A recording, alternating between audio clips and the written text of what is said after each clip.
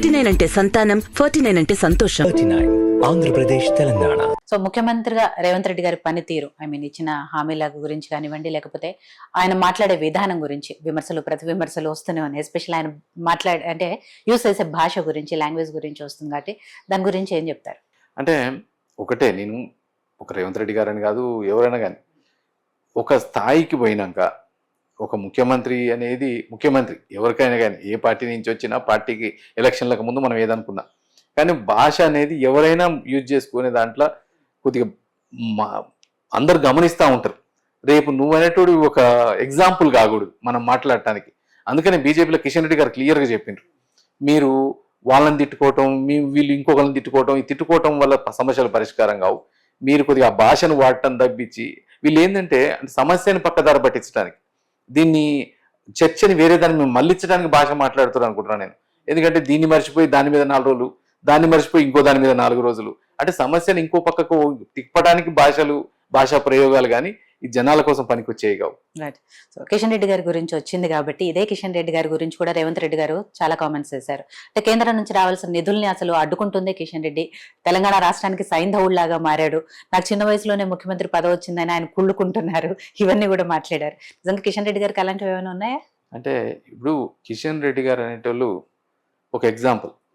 ఎందుకంటే చిన్న పార్టీలో చిన్న వర్కర్ స్థాయి నుంచి ఈరోజు కేంద్ర మంత్రి స్థాయి దాకా ఎదిగినాడు.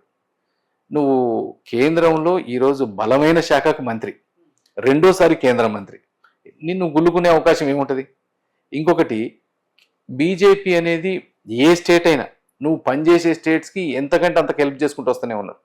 అలువిగానే హామీలు ఇచ్చి మీరు చేయలేని పనులని చేసి మేము చేతులు ఎత్తేసి మీరు ఇవ్వండి డబ్బులు అంటే ఇచ్చే పరిస్థితి ఎలా? దేశం అంటే ఒక్క తెలంగాణనో ఒక్క ఆంధ్రో కాదు.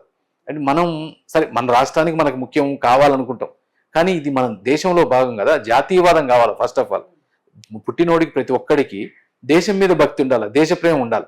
అంతేగాని నేను నా ఊరు బాగుండాలా, నా ప్రాంతం బాగుండాలని కాదు, అందరం బాగుండాలి, అందులో మనం ఉండాలి. అందుకే సబ్కా సాత్ సబ్కా వికాస్ అని చెప్పిందే ప్రధానమంత్రి గారు. దానికోసం మీరు అలివిగానే హామీలు ఇచ్చి మీరు చేయలేని పనులని చేసి ఇక సరే మోడీ గారిని అనలేము, అమిత్ షా గారిని అనలేము, దగ్గర నుండి కిషన్ రెడ్డి గారిని అంటే ఏం కాదు కదా అని అంటా ఉన్నారు. కానీ ఆ విషయం వాళ్ళకు కూడా తెలుసు. కానీ నిజంగానే కేంద్రం నుంచి నిధులు రావట్లేదా? ఇన్నిసార్లు రేవంత్ రెడ్డి గారు 38 ఏమో ఢిల్లీ వెళ్ళారు, ప్రతిసారి ప్రధానిని కలుస్తున్నారు, రావాల్సిన వాటి గురించి అడుగుతున్నారు, కానీ కేంద్రం మాత్రం ఇస్తలేదు. అంటే అసలు నీకున్న కెపాసిటీ ఇక్కడ లేదు, జీరో. నువ్వు ఢిల్లీకి ఎందుకు పోతున్నావు అందరికి తెలుసు. అందరూ ఇవాళ ఒక కిషన్ రెడ్డి గారు పోయినా, ఉత్తమ్ కుమార్ గారు పోయినా, బట్టి విక్రమార్క పోయినా ఎంతసేపు కుర్చీలాట గురించి పోతున్నారు, కానీ వాళ్ళు రాష్ట్రం గురించి పోతున్నారని నేను అనుకోవటం లేదు, రాష్ట్రం గురించి మాట్లాడుతున్నారని కూడా అనుకోవటం లేదు. ఎందుకంటే ఇవాళ అన్ని రాష్ట్రాలు, చాలా రాష్ట్రాలు ఉన్నాయి, ఆ అపోజిషన్ ఉన్న రాష్ట్రాలు ఉన్నాయి. కేంద్రం ఏ స్థాయి వరకు ఇలాస్తో ఆ స్థాయి ఇస్తూనే ఉంటుంది. ఈరోజు మన దగ్గర మొన్న మీరు నిర్మలా సీతారామన్ గారి స్పీచ్ చూసే ఉంటారు పార్లమెంట్లో, తెలంగాణకి ఏమేం చేసినామని. ఈరోజు మీరు తెలంగాణలో ఏ మూలకు పోయినా రోడ్లు ఎట్లున్నాయి కానీ అంటే హైవేలు మీరు చూసే ఉంటారు. ఎన్ని కొత్త హైవేలు వచ్చినాయి, ఎన్ని ఔటర్ రింగ్ రోడ్లు వచ్చినాయి, ఒక్కొక్కటి ఎక్కడికైనా బైపాస్లు వచ్చినాయి. అంటే ఇవన్నీ వేసింది ఎవరు? కేంద్ర ప్రభుత్వం. ఈరోజు ఉచిత బియ్యం నువ్వు అనుకోని గొప్పగా చెప్పుకున్న ఉచిత బియ్యం ఇచ్చింది ఎవరు? కేంద్ర ప్రభుత్వం. నీకు ఎన్ని రకాల స్కీములు ఈరోజు ముద్రా లోన్ల కానించి ఎక్కడికక్కడ డైరెక్ట్ రాష్ట్ర ప్రభుత్వం.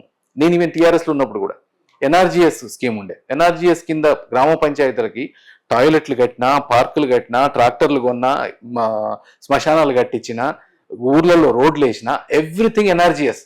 అంటే అది కేంద్ర ప్రభుత్వం నుంచి వచ్చే డైరెక్ట్ ఫండింగ్.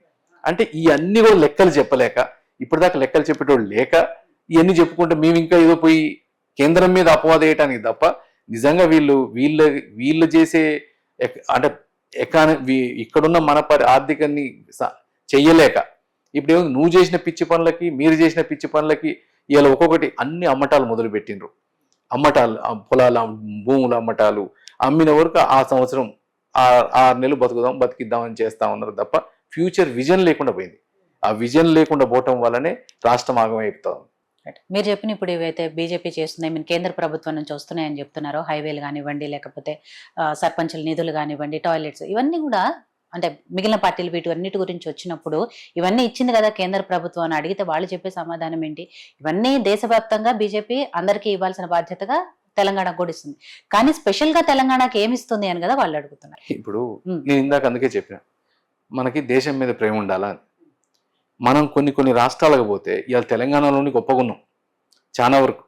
ఇవాళ అదే కొన్ని రాష్ట్రాలు ఇప్పుడిప్పుడే డెవలప్ అవుతున్న రాష్ట్రాలు, అదే యూపీలో కానీ బీహార్లో కానీ నీకు నార్త్ ఈస్టర్న్లో కానీ కొన్ని ప్లేస్లకు పోతే ఇది మన దేశంలో ఇంకా ఇంత ఉన్నదా అని. ఈ గత 10 సంవత్సరాల నుంచి మోడీ గారు రాకముందు దాదాపు 30-40% విలేజెస్కి కరెంటు లేని విలేజెస్ ఉన్నాయి, కానీ ఇవాళ అన్నిటినీ ఎలక్ట్రిఫికేషన్ చేసిండ్రు.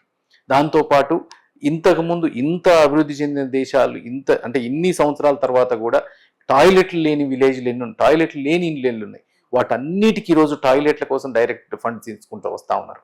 అంటే ఇది మనం ఒక్కళ్ళని చుట్టాం కాదు కదా, ఇలా లేనోడికి లేనట్టు పని చేసుకుంటూ రావాలా, నీకు ఇచ్చేది నీకు ఇచ్చుకుంటూ ఉండాలా.